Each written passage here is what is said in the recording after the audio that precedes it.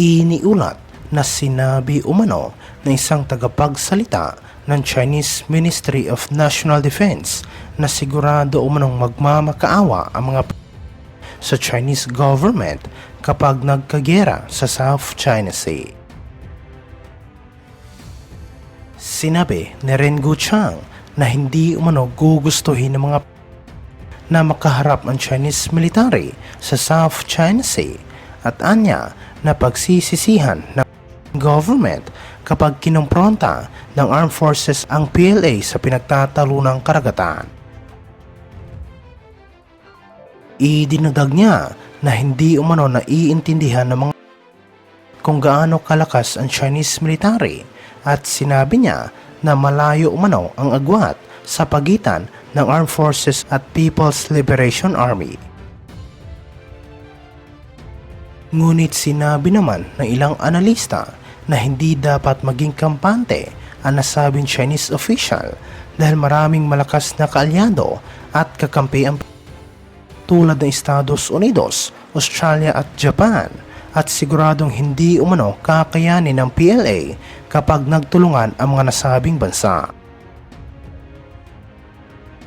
Iniulat ito matapos nagpahayag ng suporta ang Estados Unidos at European Union sa Pilipinas laban sa mga ginagawang pananakot ng China dahil sa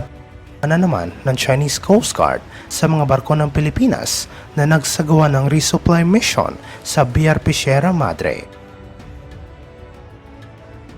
Ayon sa tagapagsalita ng US State Department na mga agresibong aksyon ng CCG ay hindi umano naaayon sa international na batas at ito ay isang pattern ng mapanganib na operational behavior ng Beijing sa West Philippine Sea. Sinabi sa kanyang pahayag na maninindigan sila kasama ang kanilang kaalyado sa Pilipinas. Anya, nakabalikat ng Estados Unidos ang kaalyado nito sa gitna ng paulit-ulit na ginagawang panggigipit ng People's Republic of China sa West Philippine Sea.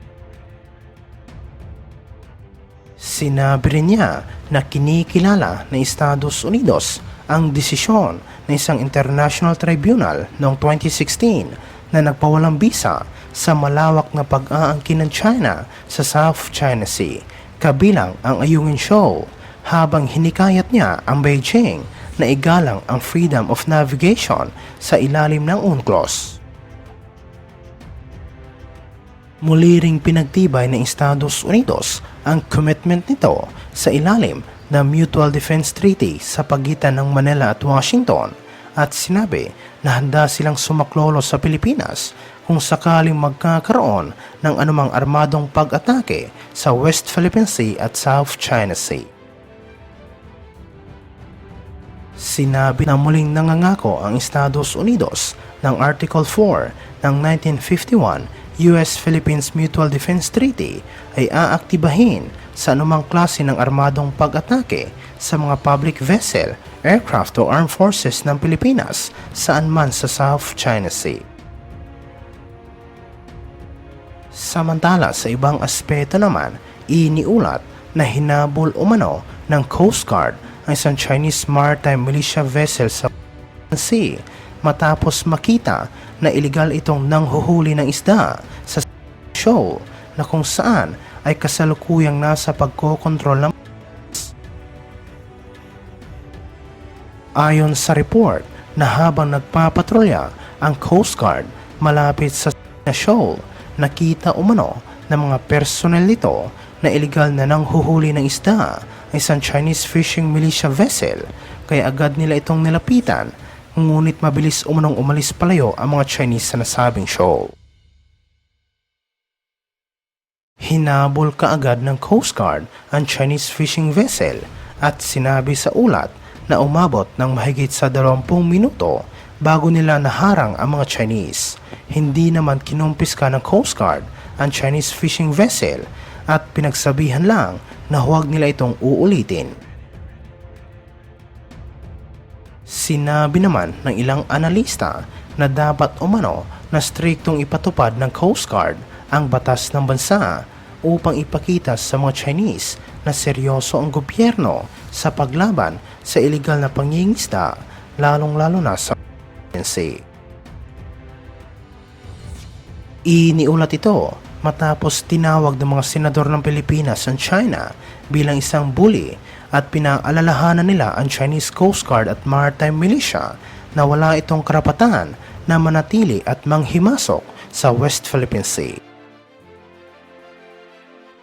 Nag-react ang mga senador sa pinakahuling panghaharas ng CCG sa West Philippine Sea na kung saan ginamitan ng mga Chinese ng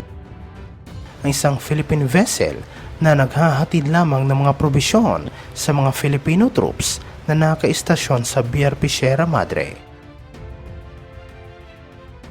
Sinabi ni Juan Miguel Zubiri ng insidente ay nag-expose sa China bilang isang bully dahil ginamit nito ang kanilang laki at lakas upang iligal na manghimasok sa ating exclusive economic zone at igiit ang walang basihan nilang karapatan sa nasabing karagatan.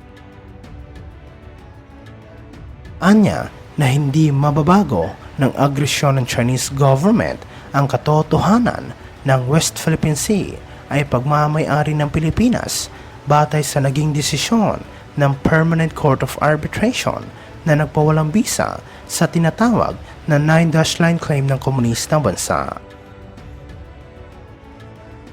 Idinugdag ni Zubiri ng paggamit ng water cannon at panghaharang ay hindi makakapagpahina sa kalooban at paninindigan ng ating Navy at Coast Guard na protektahan ang ating exclusive economic zone sa West Philippine Sea.